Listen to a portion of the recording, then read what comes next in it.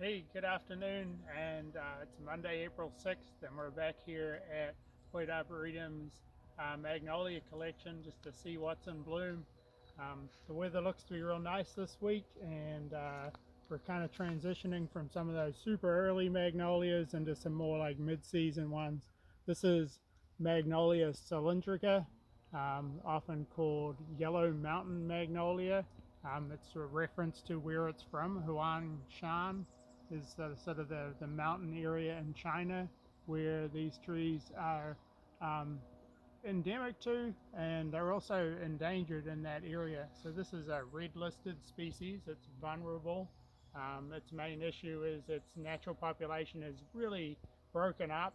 A lot of times due to logging and different use patterns, populations get sort of fragmented throughout the forest, and this is a really big problem for trees to reproduce because they can't exchange pollen resources amongst the trees, and magnolias have to trade pollen with another tree in order to make sure they set proper seed. So it's an interesting problem for this tree. One of the things that Hoyt Arboretum does is we're a conservation resource for some of these rare and endangered trees. So you might not find this one in your neighborhood, but you can see it in bloom on our video, and really prolific bloomer this year. Looks to be a great year for Magnolia cylindrica.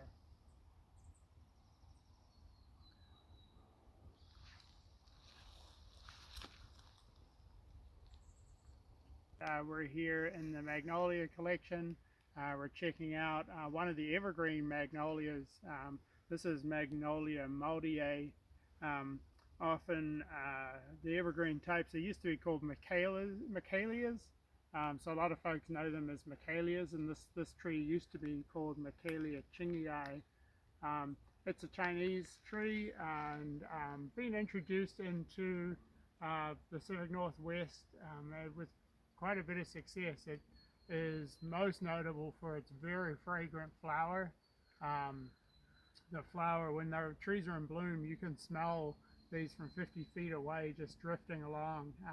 And it's turned into being a pretty decent street tree. It's not something you sort of think of with magnolias. You sort of think of some of the traditional deciduous magnolias, but these really great evergreen magnolias are very tough for us. They're really more upright growing, so this can be up to about 50, 60 feet tall, and it'll handle the streetscape pretty well. And you'll find a few places around Portland people have planted these. You'll see them just starting to bloom now, and a nice white bloom. It has 9 tepals, so the flower structure looks a little different than some of the other magnolias we've talked about so far.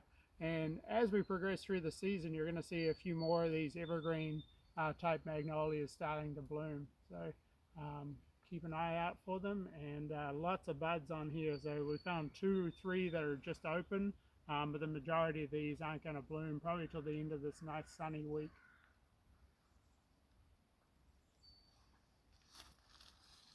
Last year we planted 3 more of the Magnolia maudiae. It's kind of a tough name to say, and one of the common names that's often used for this tree is smiling monkey flower tree, which I think is probably just an unusual translation from the Chinese name, common name for the tree, but smiling monkey face tree. But these little trees, like I say, should get up to about 60 feet eventually. They've been in the ground for just over a year and are putting on some new growth. Look to be doing really well for us. Hi, Martin Nicholson here from Hoyt Arboretum, and we're taking a little change from magnolias, and we're standing in front of one of our really beautiful native shrubs. This is something that you'll probably see around your neighborhood. A lot of folks use this as sort of a nice entry-level native plant to grow. This is Ribes sanguineum, or red flowering currant, and Ribes really is the genus name, and it just means like a fruit that was taste sour or sour tasting or acidic. And so that's an old term that was applied for the genus. And then sanguineum just means red, blood red. So it just describes these beautiful red flowers. Um, really easy plant to grow. You can see our one is very large.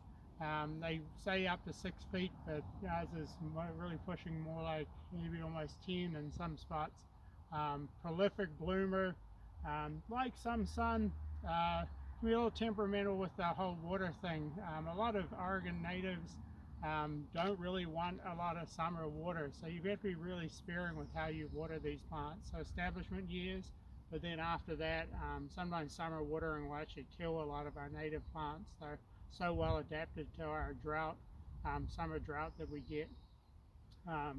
Rabies is a big genus in Oregon. In fact, in the Pacific Northwest, this species grows in Idaho, Montana, Washington, Oregon, Vancouver, BC, and down into California.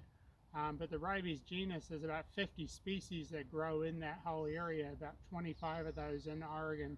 A lot of rabies, they have sort of these typical sort of deep veining leaves, and there's some variation, but too, if you crush the leaves, and generally they have sort of an unusual smell, and some of them worse than others. So some species are kind of named for the fragrance they have. So there's rabies odoratum, and then rabies caudatum is often called the skunk currant because the leaves have such a strong aroma. But rabies sanguineum has just a sort of pungent smell, but it's not bad.